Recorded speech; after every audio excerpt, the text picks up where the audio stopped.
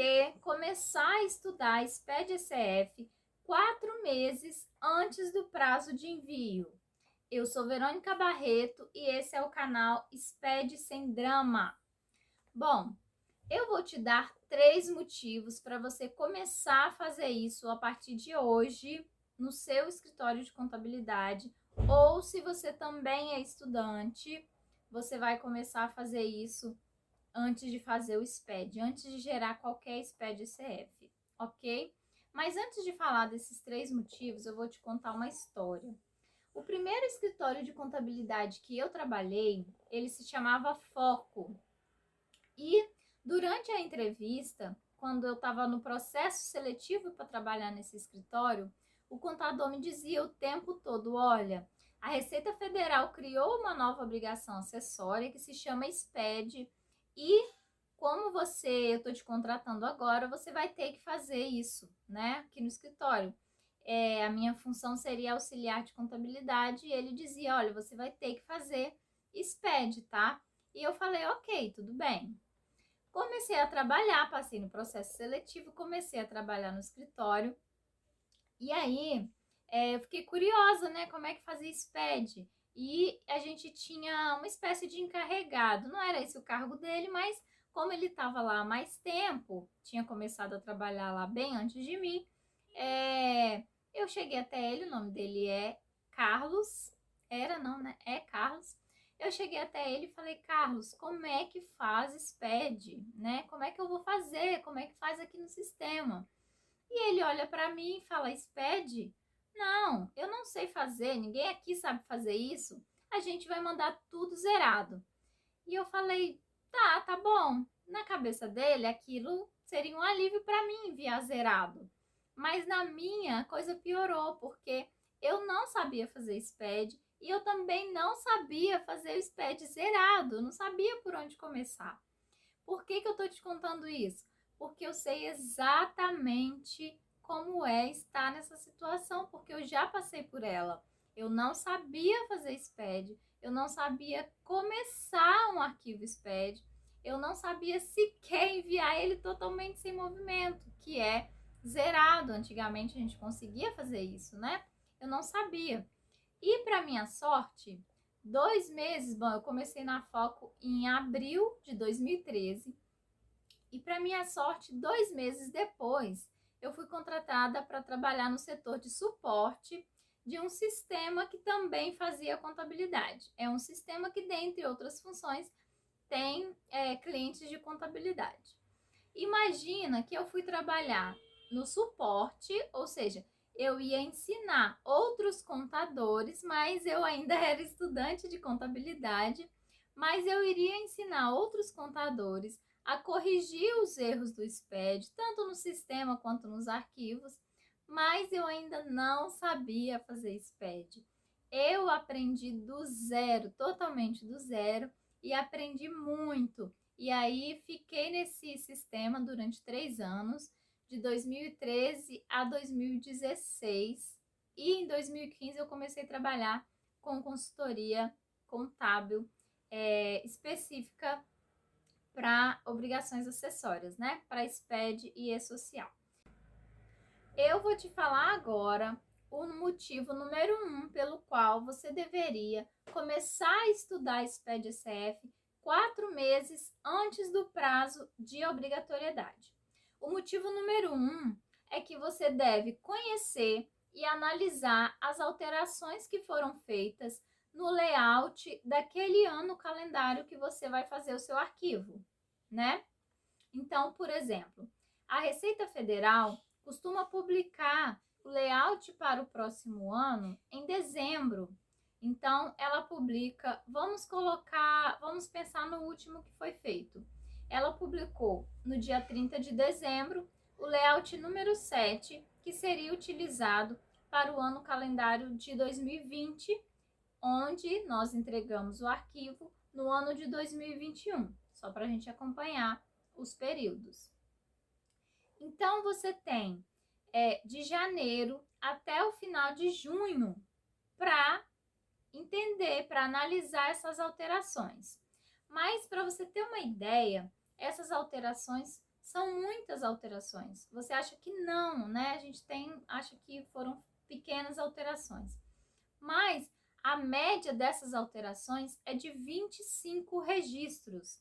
Não são 25 alterações em um registro, são 25 registros alterados. Isso é uma média. E se a gente for analisar o último layout, que é o layout de número 7, que era do ano calendário de 2021, nesse layout foram feitas 27 alterações. Exatamente 27 alterações. Mas o que nem todo mundo sabe é que o manual do SPED-ECF, quando ele é disponibilizado, ele vem grifado os registros novos que foram criados e também tem grifado de amarelo, tá? E ele também tem um capítulo específico detalhando essas alterações para que você vá direto ao ponto. Então, o capítulo 1, por exemplo, ele vem falando todas as alterações que foram feitas, coloca o registro e quais alterações, porque dentro dessas alterações também existem 3 tipos de alterações. Quer fazer um teste?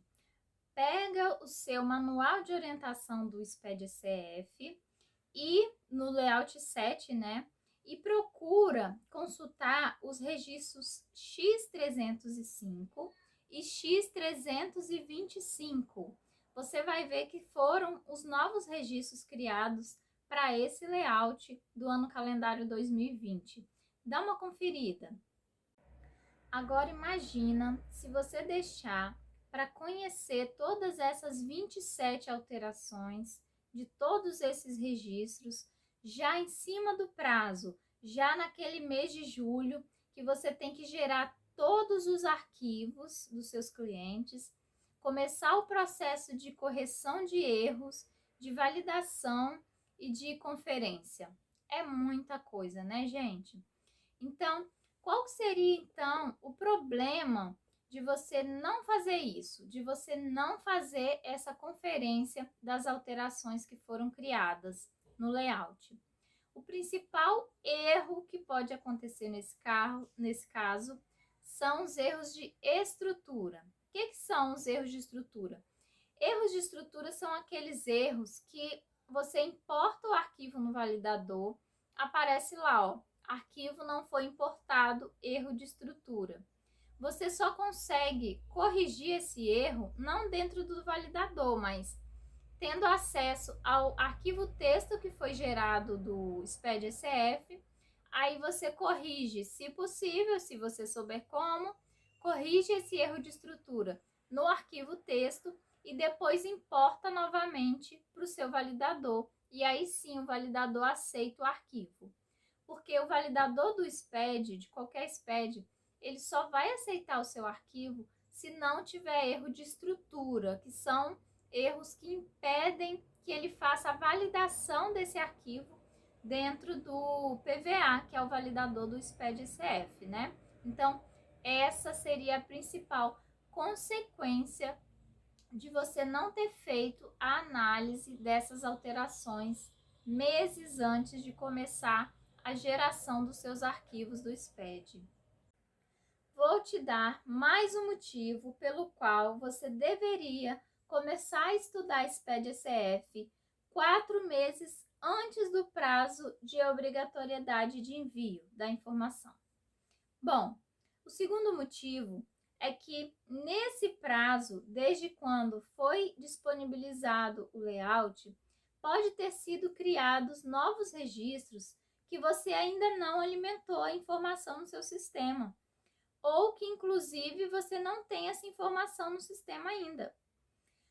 Vamos dar um exemplo. Suponhamos que nesse prazo foi criado um registro equivalente ao registro X390, que é o registro que trata de origens e aplicações de recursos das imunes isentas.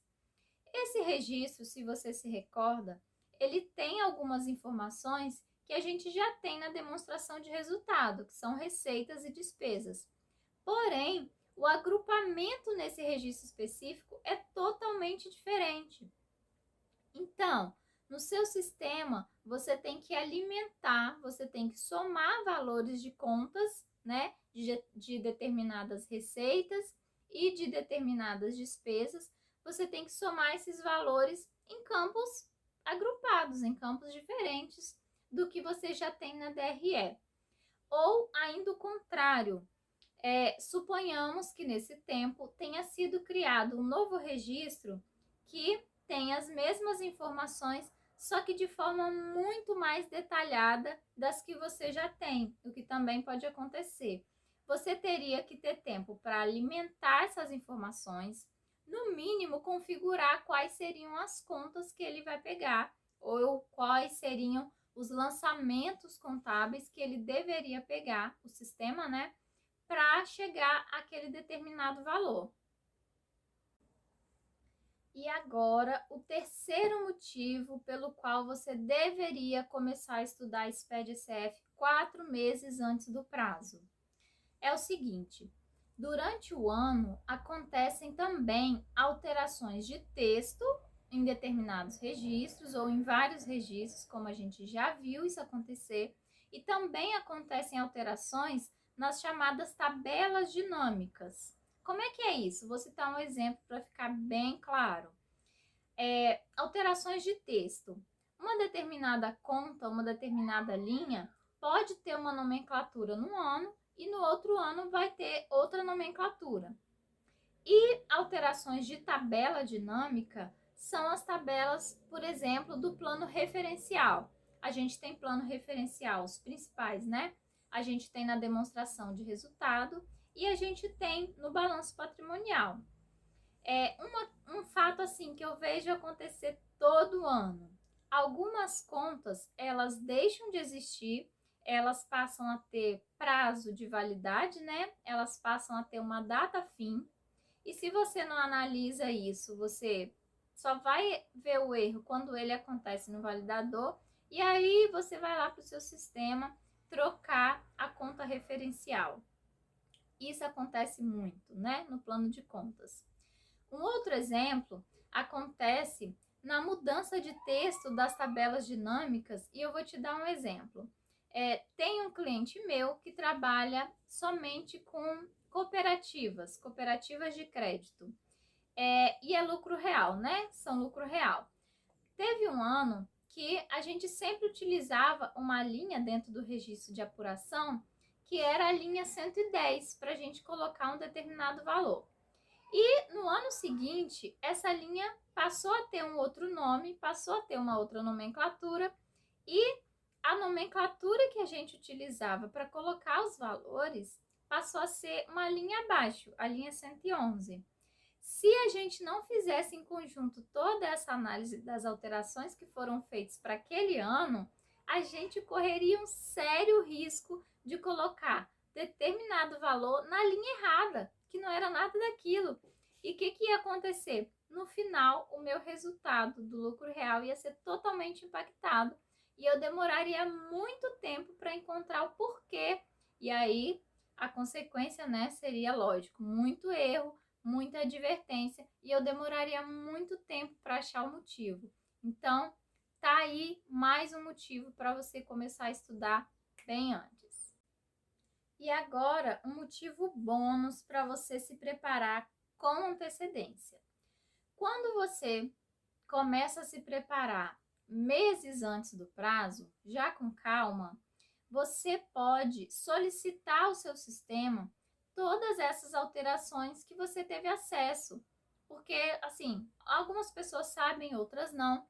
As mesmas informações que a Receita Federal disponibiliza para você, como contador, ter acesso, manual do guia prático, layout, essas mesmas informações, elas são disponibilizadas para as empresas de software contábil ao mesmo tempo. Então, você tem acesso e as empresas também têm.